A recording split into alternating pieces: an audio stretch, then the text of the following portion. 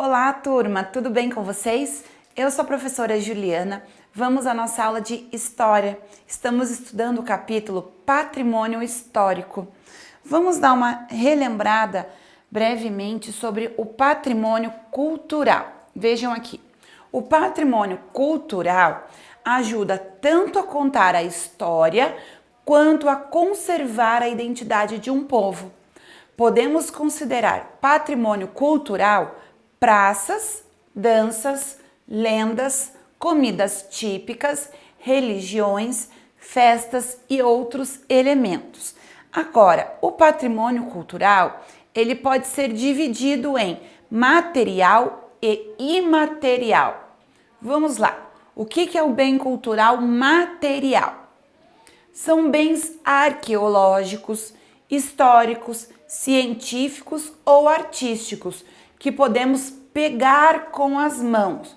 Por exemplo, esculturas, pinturas, casas, ruas, praças e fazendas. Então, aquilo que você imagina que você pode tocar, que é visível nitidamente aos nossos olhos, são os bens culturais materiais, certo? Eu posso ir até uma fazenda, por exemplo. Eu posso ir a uma rua, ok? Bem material. Agora, o imaterial são relacionados à forma de ser das pessoas, às crenças, aos saberes e às práticas.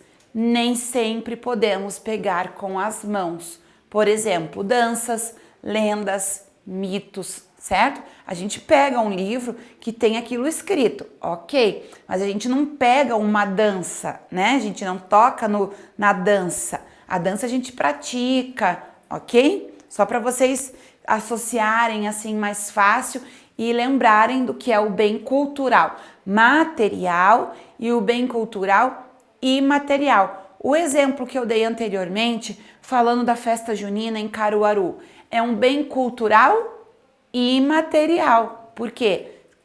A gente tem danças, o que mais tem ali? Comidas típicas, não é? Então, olha lá, por exemplo, na seção Para Saber Mais.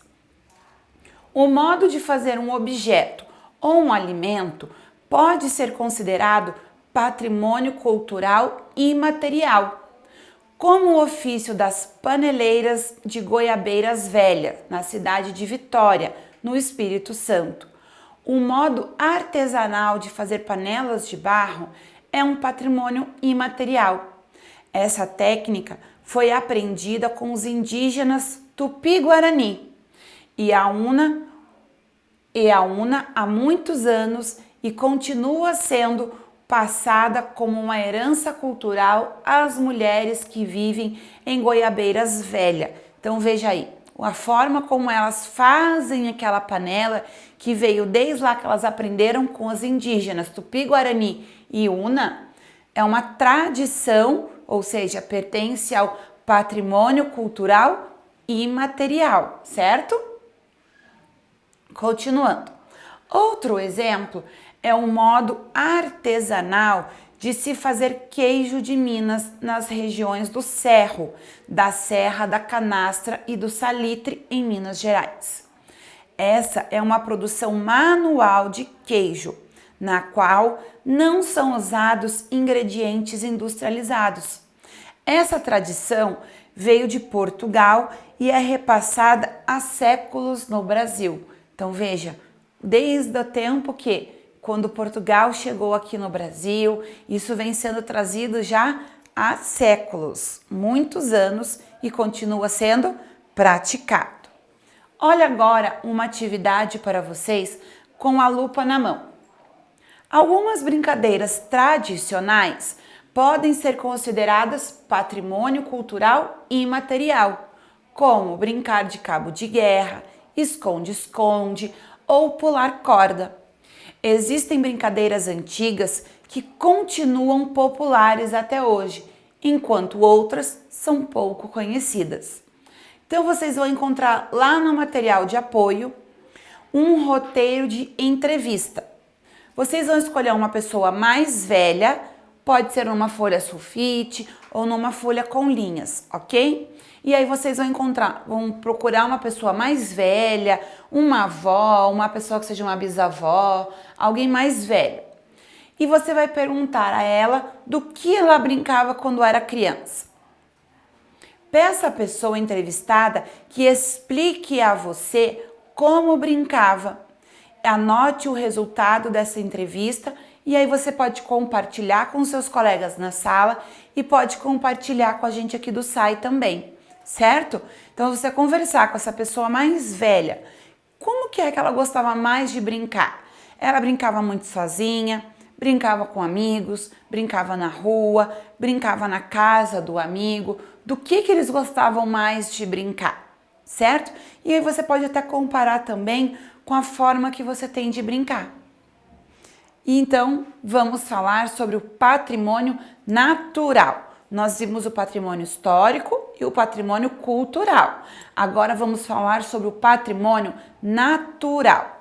Vejam aqui. Patrimônio natural ou patrimônio ambiental. É composto de áreas que representam a importância ambiental. Muitas dessas áreas representam a história da relação das pessoas com a natureza.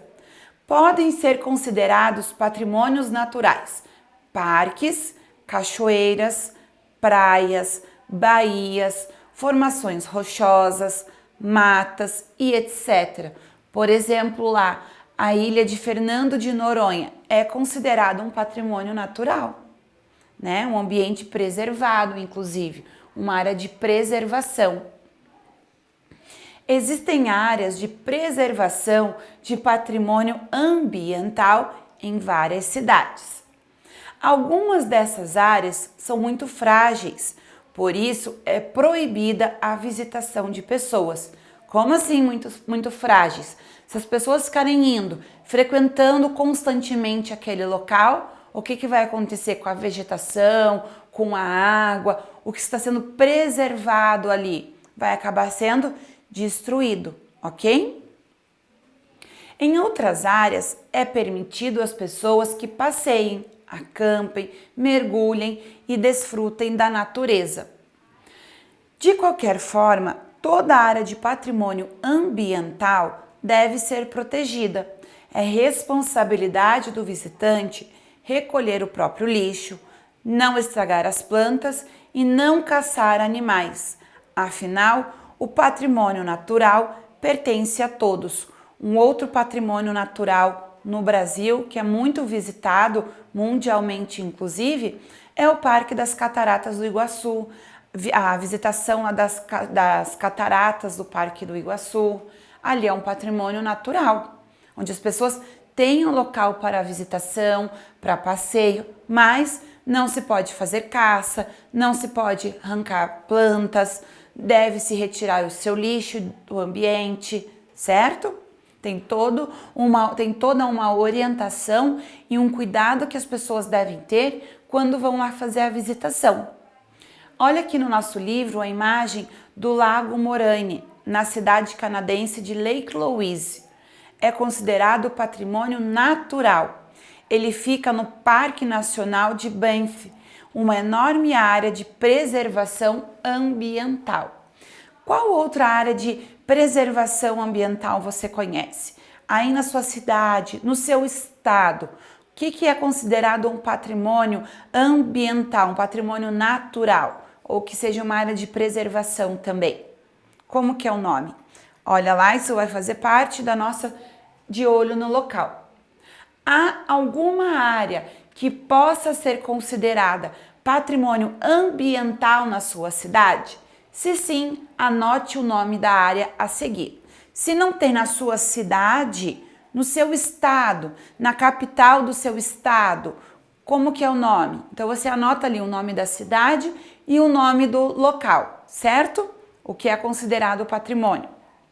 Número 2. Você acredita que na sua cidade o meio ambiente é bem preservado? E por quê? E aí, você acha que o meio ambiente é bem preservado? Se sim, por quê? Se não, por quê?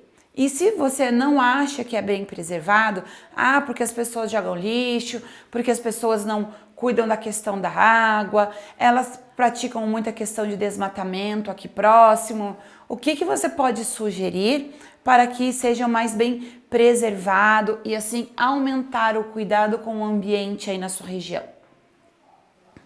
Olha só, pessoal, eu trouxe aqui outras informações para finalizar o que nós vimos aqui com relação ao patrimônio natural ou ambiental, certo? Os elementos naturais, por sua vez, incluem as formações físicas, biológicas e geológicas excepcionais, habitat de espécies animais e vegetais ameaçadas, e zonas que tenham valor científico, de conservação ou estético. O valor científico se encontra em áreas que contenham formações ou fenômenos naturais relevantes para o conhecimento da história natural do planeta.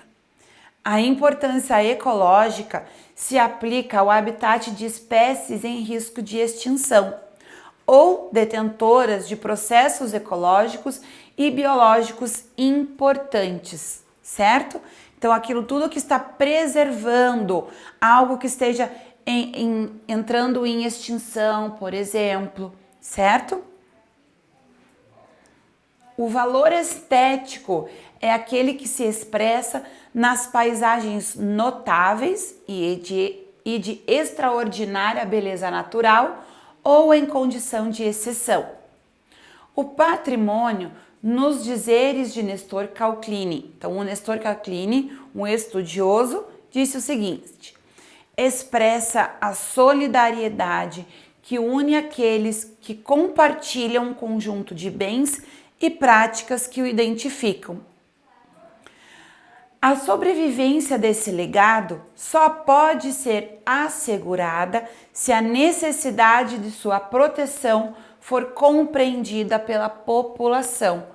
Então, toda a população deve entender que aquele local, aquele espaço, aquele objeto deve ser preservado, não deve ser destruído, porque ali está contando um pouco da história, certo, pessoal? Então, nós vamos ficando por aqui e nos vemos em outras aulas sobre patrimônio. Cuidem-se, crianças. Tchau, tchau!